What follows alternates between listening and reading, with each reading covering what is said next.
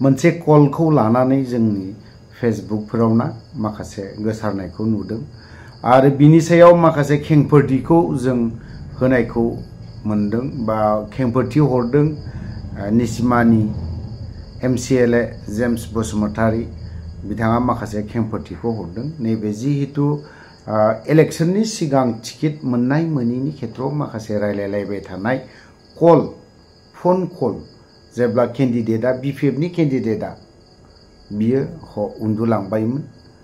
माखासे कल सावरायनायाव माबोरै सावरायलायदों बेखौ जों खोनासंनानै लानि बै फुराना थांखांनाय कल रेकर्डखौथ' आं डाउनलड खालामना लानाय जायाखै आं मोनदोंमोन नाथाय आं हगारथ'ला लानाय जायाखै दा जेम्स बसुमतारीया MCLA BTCनि BPF दोलोनि मा खेंफोरथि होदों बेखौ जों खोनासंना लादिनि सानथाम सानब्रैनि सिगां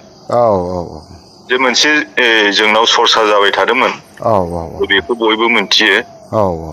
जे सासे मानसि जेनेबा आं नामफोरखौ बुंला बे मानसिया जेनेबा लिडार आरो बियो गेलेनो नागिरदोंमोन नालाय जोंनाव BPF दा बिनि थाखाय माने एसे थाथ'नाय जादोंमोन आरो टिकेट डिक्लेरेसन होनाया ओमफ्राय बे बुस्थुखौ जोंना डिस्ट्रिक्ट आरो ब्लकनि मानसिफ्रा जोंखौ डिस्ट्रिक्टआव फैनानै खावलायबाय बुंबाय बेबायदियै जोङो पानिराम MCLA बै सिगांनि स्पिकार सार बिनिफ्राय देरहासार सार बिनिफ्राय आं जोंनि मानगोनां सारखौ हाग्रामा सारखौ जोङो बुंनानै खावलायनानै ओरै बुस्थुफ्रा एसे माबा जाबाय हथानै जुदि बिदि माबा जायोब्ला सोरबा फैनानैनो टिकेट मोनोबा एसे पार्टियाव माबा जायो दावराव दावसि जायो दा बिनिखायनो बे बुस्थुखौ एसे दोनथ'नानै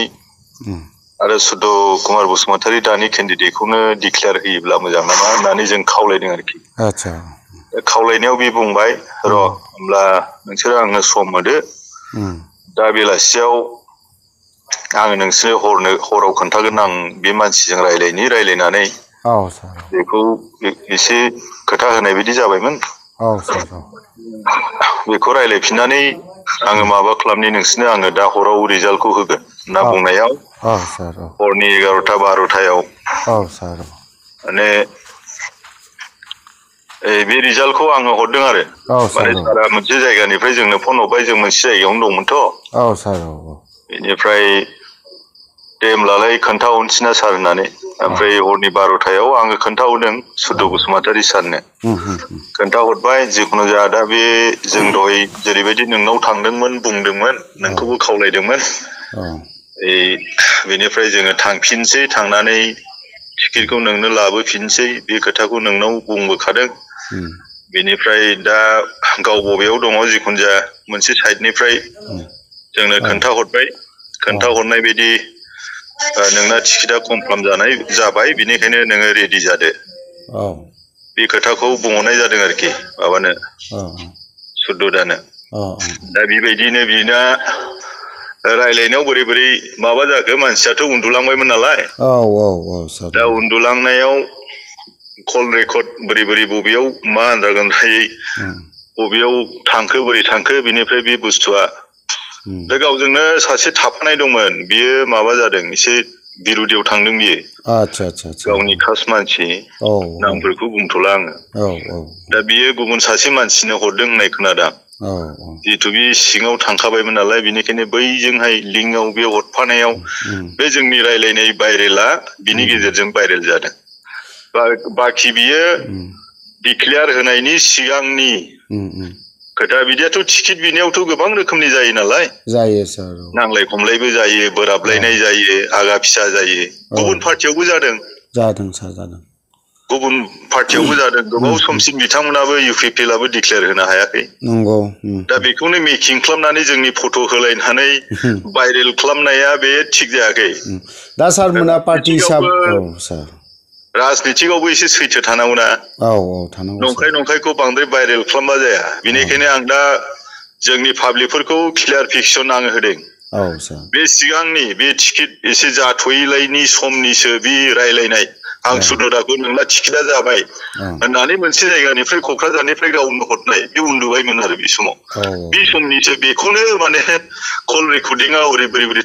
थांनानै बेखौनो बिसोर अफिसारफ्रा भाइरेल खालामबाय दा सार बिदि जाय कलखौ भाइरेल खालामदों बिनि सायाव पार्टी हिसाबै माबा मोनसे राहा लामा लागोन नामा आयेननि बेबस्थाथ' मा लानो जेनेबा राजनितियाव बिदि भाइरेलफ्रा जायो गावजों गाव बे जेनेबा बिसोरो लासै लासै गावसोरनो बांद्राय बिदि भाइरेल खालामनाय नंखायफोरखौ भाइरेल खालामनाय लासै बुजिलांगोन बिसोरो राजनितियाव सैथोबो थानांगौथ' सब समय असैथोखौ फोसावबाय थानो नाङा सैथोजों सोलिनांगौ दा बेखौ जों मोजां मोनाखै आरो बिदि खालामनायखौ बेलाय माथो बेबोथ' माबा मोनसे गाज्रि माबा दं नामा बेयाव रायलायनायाव बेयावथ' जेबो गाज्रि मोनसे रायलायनाय गैयाना जास्ट माबाल'सो टिकेट जेनेबा जाबायलै आदा सारा खोन्थाहरबाय बेनिखायनो आं नोंनो खोन्थाबाय होननायल'सो जों बेयाव दंनायल'सो जादोंना बेलाय बाखि बेलाय माबा मोनसे जागोन नामा बे जेबो जाया होदों बिसोरो बुजिनानै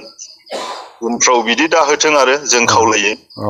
दा बे इलेक्सन मुहुर्त समाव बिजोंहाय बिसोर बिराद भट मोनगोन सानदों नामा जेनेबा बिदि नङा आं रावखौबो जेनेबा सोरखौबा नाम खारिनानै बुंनो सानाखै खिन्थु बेजों जे बे भाइरेलजों जे प्लास जागोन बे नङा बिदि बांद्राय नंखाय बेयाव जेबो मोनसे गोनांथि गैया बेवहाय बुंनायनि गोनांथिया गैया बेयाव नोङो बेखौ भाइरेल खालामब्ला जोंनि मानसिफ्रा फाजिल जागोन गोदाव सोराव जागोन बे नङा आरोखि दा बेनिखायनो आं क्लियारफिकेसन होबाय जोंनि मानसिफोरखौ जिहेतु बे सिडलिनि भटआ जोंनावनो मेजर क'क्राझारबो एसे गोलै जेनेबा देरहासार सारनि सालाखाथिया खिन्थु जोंनावनो मेजर नालाय बेनि प्रेसिडेन्टआ आंनो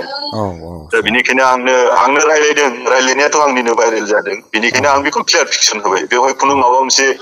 माबा गैया आरोखि जेबो गैया